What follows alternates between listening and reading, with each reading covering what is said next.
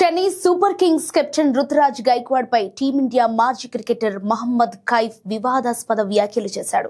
Team India దిగ్గజం CSK మాజీ captain Mahindra Singh Dhoni జట్టులో ఉన్నన్ని రోజులు రుతురాజ్ గైక్వాడ్ పేపర్ కెప్టెన్ అని స్పష్టం చేశాడు. ధోని కెప్టెన్ గా లేకపోయినా జట్టుపై పూర్తి ఆధిపత్యం అతనిదే ఉంటుందన్నాడు.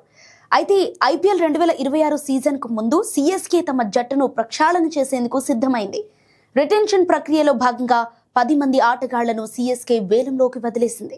ఆటగాళ్ల స్వాప్ ట్రేడ్ డీల్తో star allrounder Ravindra Jadeja, Sam Curran ను రాజస్థాన్ రాయల్స్ కు ఇచ్చేసి ఆ జట్టు కెప్టెన్ సంజు శాంసన్ ను టీంలోకి తెచ్చుకుంది. సంజు శాంసన్ జట్టులోకి వచ్చినా తమ కెప్టెన్ రుతురాజ్ గైక్వాడ్ అని సిఎస్కే ప్రకటించింది. ఈ క్రమంలోనే సిఎస్కే టీం గురించి కైఫ్ ఆసక్తికర వ్యాఖ్యలు చేశాడు. సిఎస్కే టీంలో ధోని పాత్ర ఇంపాక్ట్ ప్లేయర్ కంటే ఎక్కువ. అతను కేవలం బ్యాటింగ్ మాత్రమే చేయడు. షాడో కెప్టెన్ గా జట్టును నడిపిస్తాడు. ఆటగాళ్లకు గైడెన్స్ ఇస్తాడు. రుతురాజ్ గైక్వాడ్ కెప్టెన్ గా ఉన్నప్పటికీ అతను కూడా ధోని సూచనలని పాటిస్తాడు. పేపర్ పై రుతురాజ్ గైక్వాడ్ కెప్టెన్ కావచ్చు, కానీ ధోని మైదానంలో ఉన్నంత వరకు అతని సారథిగా వ్యవహరిస్తాడు. ధోని ఏం చేయగలడనే విషయంపై ఎలాంటి సందేహం లేదు. కాబట్టి ధోని కేవలం ఇంపాక్ట్ ప్లేయర్ గా మాత్రమే ఆడడు అని కైఫ్ స్పష్టం చేశాడు. అయితే ఐపీఎల్ 2025 సీజన్ లో ధోని కేవలం వికెట్ కీపర్ గానే కొనసాగాడు.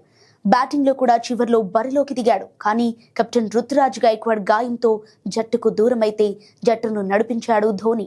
అయినా సిఎస్కే ఆశించిన ఫలితాన్ని అందుకోలేకపోయింది. పాయింట్స్ టేబుల్లో అట్టడుగు స్థానంలో నిలిచింది.